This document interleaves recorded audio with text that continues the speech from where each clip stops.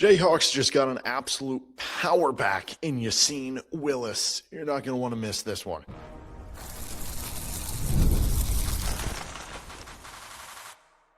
You are Locked On Jayhawks, your daily podcast on the Kansas Jayhawks. Part of the Locked On Podcast Network, your team every day. What's going on? Derek Johnson here. This is Locked On Jayhawks. Thanks for making it your first listen every day, or bonus episode, second listen of the day. And thanks for making Locked On the #1 sports podcast network. On this bonus episode of the show, another commitment for KU, Yasin Willis, who is a powerful 235-pound running back from Syracuse, committed to KU. And we're going to be breaking down what he brings to the table, his game, how he fits in with the KU running back room, and is he going to be the projected starter? What's exactly the projected role here for Yasin Willis? Do we call it 235 pounds? I mean, obviously Jerome Bettis was the bus. Can we make an extension of that? The Willis on the bus go round and round. Yasin Willis, I apologize for that. He's a 6'1", 235-pound running back who committed to KU on Wednesday. He's originally from Newark, New Jersey, and then attended nearby Syracuse for the past 2 seasons. So he's going to be a true junior in 2026 for KU, with obviously that means a couple of years that he could possibly give KU of production. This feels very much like a bit of a Daniel Hishaw replacement. This is a big, powerful running back, and we'll get into a little bit of the comparison between the two as we go on here in the scouting report. But second of all, this gives KU second portal addition in the running back room. Like obviously they added Jalen Dupree, who is the transfer from Colorado State, and really both guys are bigger running backs. Now, Yasin Willis is bigger than Dupree is. Dupree maybe a little more jump right off the bat in terms of immediate speed, but neither guy is a burner downfield. So maybe that's the next thing that KU could be looking for. But now it's starting to look like a full, complete running back room. And third of all, this continues the trend of like KU maybe moving into their big boy bully ball football phase.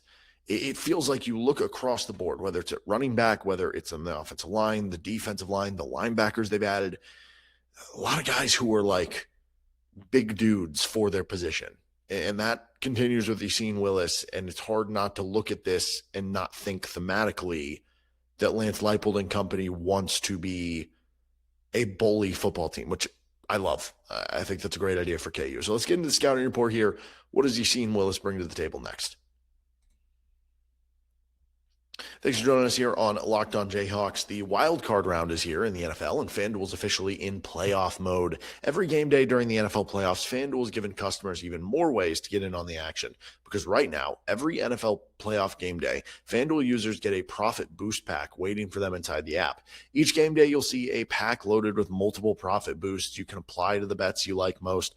Open your profit boost pack first thing on game day. See what boosts you want to apply. The boosts let you lean into your game day instincts, whether you're back in momentum, defense, quarterback play, coaching. The boosts give you more juice on the bets you already like instead of forcing you to bet on something new. You make the picks that apply your boosts, go to potentially get even bigger payouts while the playoffs keep rolling. So visit FanDuel, an official sportsbook partner of the NFL, and grab profit boost packs for every NFL game during wildcard weekend.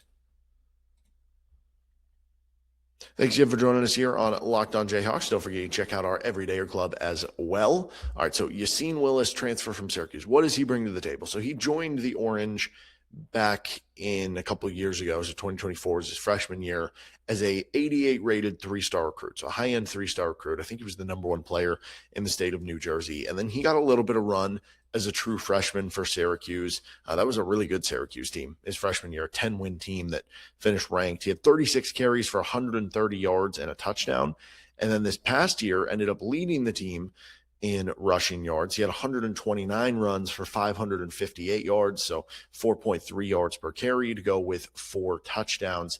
Not much of a receiving back, only 68 career receiving yards on less. This is weird. He's averaging less yards per catch than he's averaging yards per run. That is like extremely rare. But honestly, like, I know we'll be making some Daniel Hishaw comparisons because I think KU brings him on to bring the physicality that you lose by losing Hishaw on the backfield. But like, honestly, I watched some of these guys' highlights.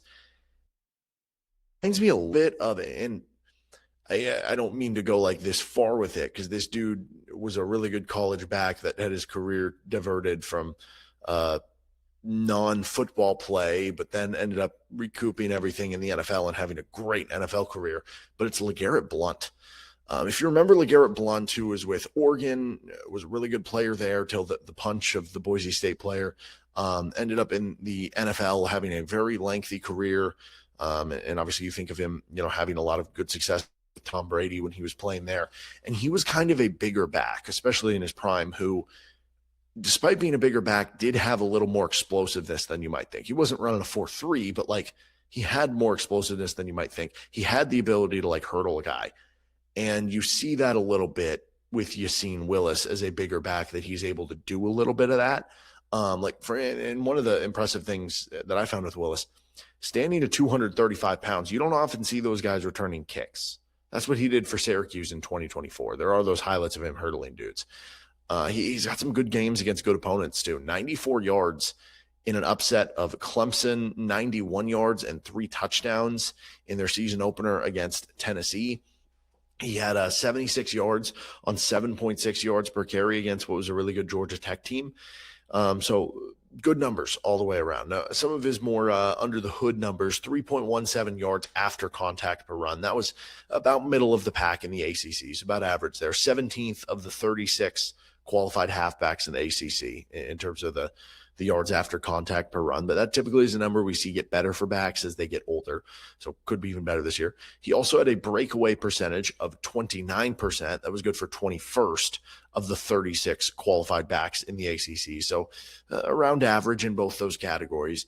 But again, that's one of those things where it's like, he's a 235 back. You would expect him to be ranking toward the bottom of the breakaway percentage and be more so ranking highly in, some of the short yardage stuff, right? The fact that he's even in the middle of the pack shows you that maybe a little more explosiveness than you might think for 235-pound back. And also, like, out of comparison, the breakaway percentage of 29%, Daniel Hishaw was at 19% this year for KU. So there is an extra added level of explosion that you're getting with Willis that maybe you had with Hishaw. And finally, the last under the hood stat I want to kind of mention here, he had 38 first downs this year. That ranks 12th in the ACC for halfbacks. If you only take running backs who had 150 or less carries, because he did have a little less in the carries, he actually would have ranked 6th in the conference in first downs gained. And it also means nearly 30% of his rushing attempts move the sticks. Hishaw was at 24%. So that is an improvement for KU in that area. Definitely more of a between the tackles guy than an outside guy, which is interesting because we know KU likes to use that wide zone and use running to the outside. But it's interesting because I always felt like Daniel Hishaw, even though he was kind of a battering ram himself, I don't know that he always had the best vision running between the tackles. And I think you get a little more of that with Willis, that I think this is KU's answer to running between the tackles more. When you look at what they added with Dupree, I think that's your answer to he can do a little bit of everything, so you can have success anywhere.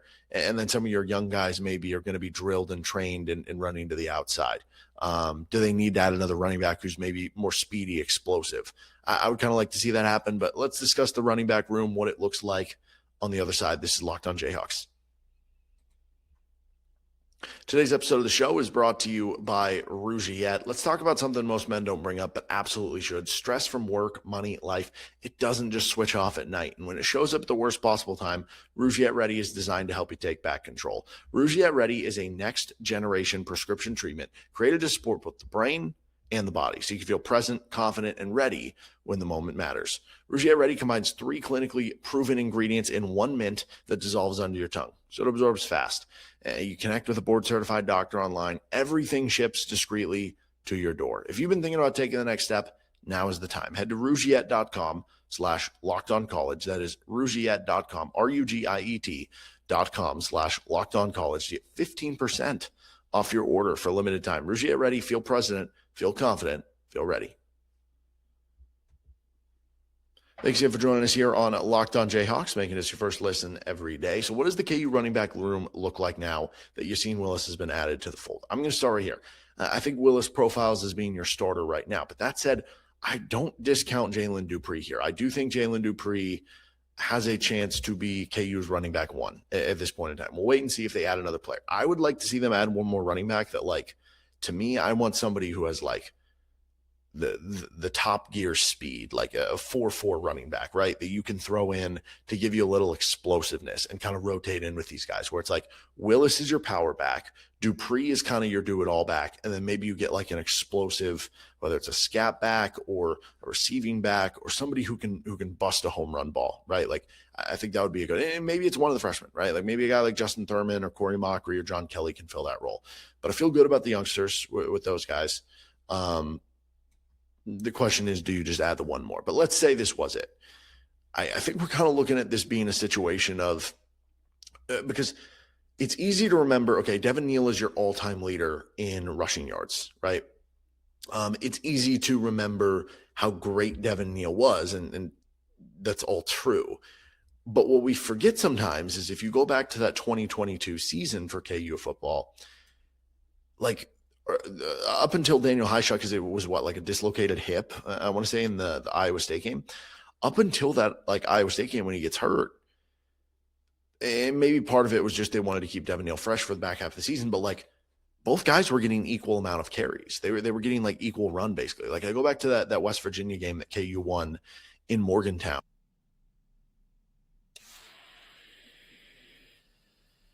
42 and 2 touchdowns. The Duke game, which was 1 or 2 games before the Iowa State game. Let's see. Daniel Hishaw had 10 carries for 61. Devin Neal 9 for 54. I don't mean to do revisionist history. Like Devin Neal is the better back. I don't mean to change that away. My point is just because Devin at that point was a good player. He took an even bigger step as junior and senior seasons, whereas Hishaw had to deal with injuries to step back. But like at that point, at that moment in time, let's not forget KU was splitting reps between the two guys. And that's how I view this with Yasin Willis and Jalen Dupree. I think it would very much be, okay, you get 10 carries, you get 10 carries right now. And then maybe the spare is getting 3, 4, 5 carries, depending on the game. And the quarterback's running in there too. I think that's what we can kind of see. And there are some comparisons you could make. Again, I don't mean to put this high of expectations on Jalen Dupree specifically. I'm not saying he's going to do what Devin Neal did, because again, Devin Neal is the most accomplished running back in program history, but Jalen Dupree is kind of an all-around back like Devin Neal was. Jalen Dupree is not somebody who's running a 4-4, but he has a good burst of explosiveness for maybe the first 10 yards, right? He's somebody who does a lot of things well and is a well-balanced back. Yasin Willis is more of your power back, which was Daniel Hishaw. So I think that's what they're kind of going to here, is trying to kind of recreate that 2022 backfield that KU had before the Hishaw injury. And Willis, really excited about this ad, and I've liked the way that the running back room has kind of come together here for KU. All right, that'll do it for this episode of Locked On Jayhawks. You can find our show anywhere you get your podcast, including on our YouTube page, where you can like and subscribe to the show. We'll see you next time for another edition of LOJ.